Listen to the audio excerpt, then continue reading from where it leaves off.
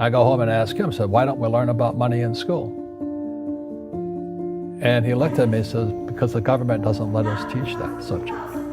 The government tells us what we can teach and what we can't teach. And I thought that was strange. And I said, but aren't we going to school to learn about money? He says, no, your job is to get a job. I said, but you get a job to earn money.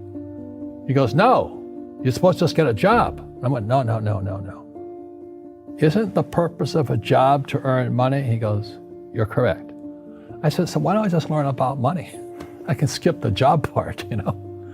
And he got flustered and he said, if you want to learn about money, why don't you ask your best friend's father about money? And I said, why? That's Mike. So why ask him? He says, because Mike's father is an entrepreneur. And I said, what are you? He says, I'm an employee. I'm a government employee. I went, oh, what's the difference? He says, the difference is an entrepreneur must know about money, or they're no longer entrepreneurs. And he says an employee doesn't have to know anything about money, because the government will take care of them, the company will take care of them. So I'm all confused.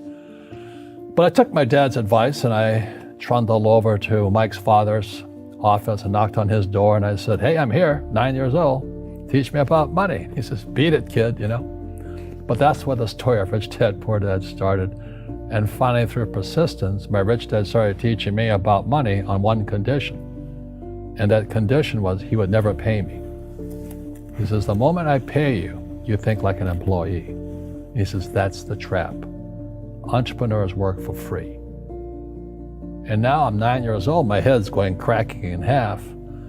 He says, you never want a paycheck. You understand that, kid? I said, okay, I got it. And he says, well, how do I make money? He says, that's what entrepreneurs figure out. It's like, so how do I learn about money?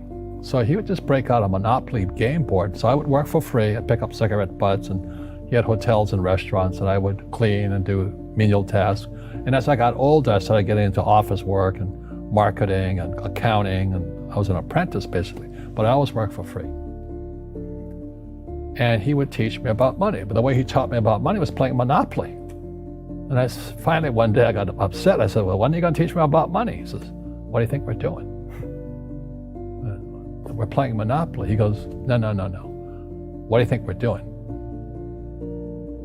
We're playing Monopoly. He says, what do you think we're doing? So I don't know. I'm teaching you about money. And then that's when, you have one green house. He says, there's many formulas for great success in money. There's thousands of them, but one of the best ones is found on the game of Monopoly. It still is today. 4 green houses, 1 red hotel. I said, what?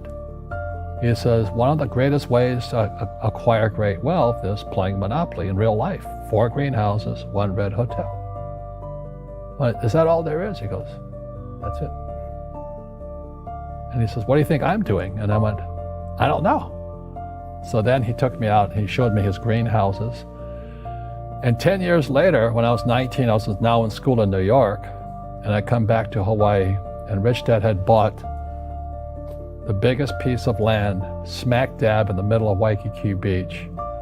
And when you go to Waikiki Beach today, you'll see the Hyatt Regency Hotel.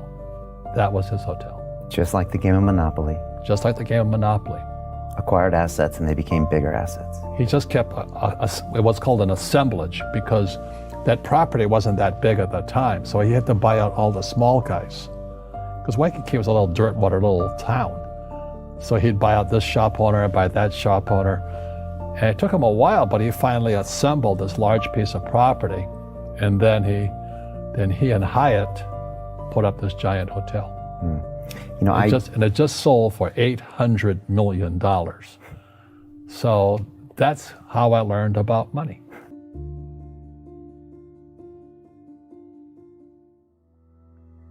I've had financial crashes. I've had people stab me in the back, but they're all good because I grow from it. That's spirituality. Right. People who are afraid of making mistakes, like they teach in school, they don't ever grow. Because spirituality is there's good and there's bad, there's right and there's wrong, there's up and there's down. Most people only want to be right, they only want to be positive. Well, you can't have that. That's not reality. Well, I wasn't poor by most people's standards, but I came from a family with a poor attitude, if you know what I mean. Because rich, poor, middle class, poverty starts with a fundamental attitude. Poverty is passed on. It's taught in your families. And middle class is taught in families. And so the people right now who are sitting at home, who are struggling financially or worried about money or unhappy, they may be making a lot of money, but unhappy with what they're doing, it was probably taught to you. You know, your superego was taught, get a job, work hard, or you'll never be rich, or the rich are evil, or whatever. The school system will never teach you about money.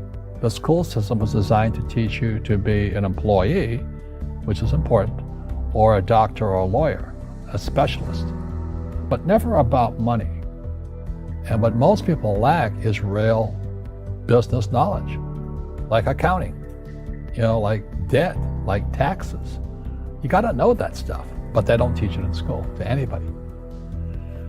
So, and then when people ask me, how did your rich dad learn this when your poor dad, a PhD, didn't? And the answer is very simply, my rich dad, who's my best friend's father, his father died when he was 13. So his rich dad had this family business at 13 to run. So he had to drop out of school, which was his blessing. There's blessings, and sometimes the blessing doesn't look like a blessing, but it turned out to be a blessing.